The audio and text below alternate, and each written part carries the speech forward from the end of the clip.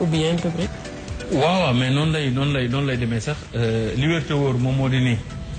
en tout cas li ma jot a dégg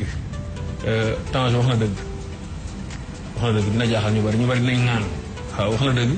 moom kenn daaw ko woon fay xam nga nit ki boo ñëwee ni ko man damay liggéey ak yow Tange man suma rakk la xam nga boo ñëwee ni nit ki man damay liggéey ak yow dama lay jàppale avec désintéressement mais nit koo nga xamante ni mi ngi taxawal ab mbir nga ne ko man damay ñëw jàpp ci avec désintéressement ñëwul vers yow yaa ñëw vers moom kooku bu la fayul foo dem di ko fa wax yaa tooñ xam nga mais ñi nga xamante ni dañ leen wax kaay leen ngeen liggéey ci jamono yooyu su ma juumul yow Binta Maana yaa ngi woon la tribune. exactement maa ngi woon Walf Grand Place ñu jëlee ma fa indi ma la. ñu jëlee la Walf Grand Place indi la kon yow dañ laa débauché. dañ la jëlee fa nga nekkoon indi la tribune après nga dem 100% people après nga ñëw fii donc jamono yooyu sax yow nekkoo woon Sen TV. yaa ngi woon tribune.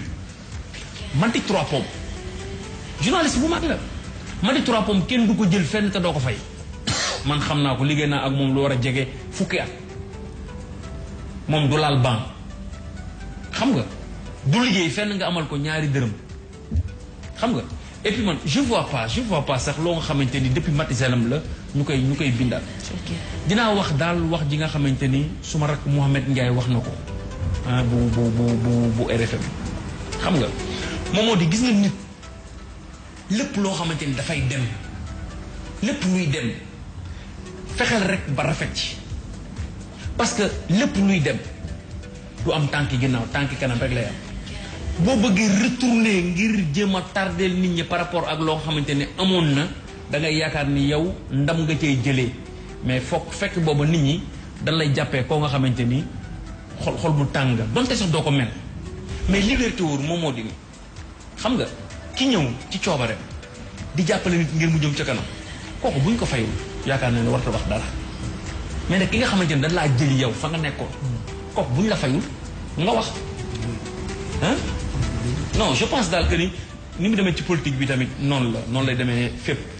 képp kuy dox daal wala képp koo xamante ne bëgg na yegg fenn fi faaw ñoom ñu lay jéem a gàllankoor. mais il faut nag que Sénégal léegi jot na ñu jéem a xool naka la ñu war a mën a def ba képp koo xamante ni day dem wala képp ku nekk ci benn poste de responsabilité wala képp koo nga xamante ni mi ngi def loo nga xamante ni lu jëm ca kanam la xam nga ñu bañ di ci wax ay wax yoo xamante ni. day yàq der. parce que gis nga nit ki da nga yaakaar ni yow boo waxee da ngay yàq deram non parce que ñett rek fa lay jeexalee ñett nit war na ca mën a bàyyi xel bu baax a baax xam nga yow da nga tooñ suñu borom nga jéggalu ko te xamoo ndagam jéggal na la am déet yow yaa ngi jaamu yàlla xamoo ndagam jaamu jagay jaamu yàlla suñu borom dina la ko nangulam déet xam nga yow yaa ngi topp yàlla bëgg yàlla te xamoo ndagam di nga ko deewaa leen déet gis nga ñett ñooñu ku ci bàyyi sa xel doo dugg ci lu luubu doo wax joo nga xamante ni tam waxi buzz la wala la nekk leneen maa ngi jéglu suma xalaat la te man dos moom suma xalaat fu ma fekk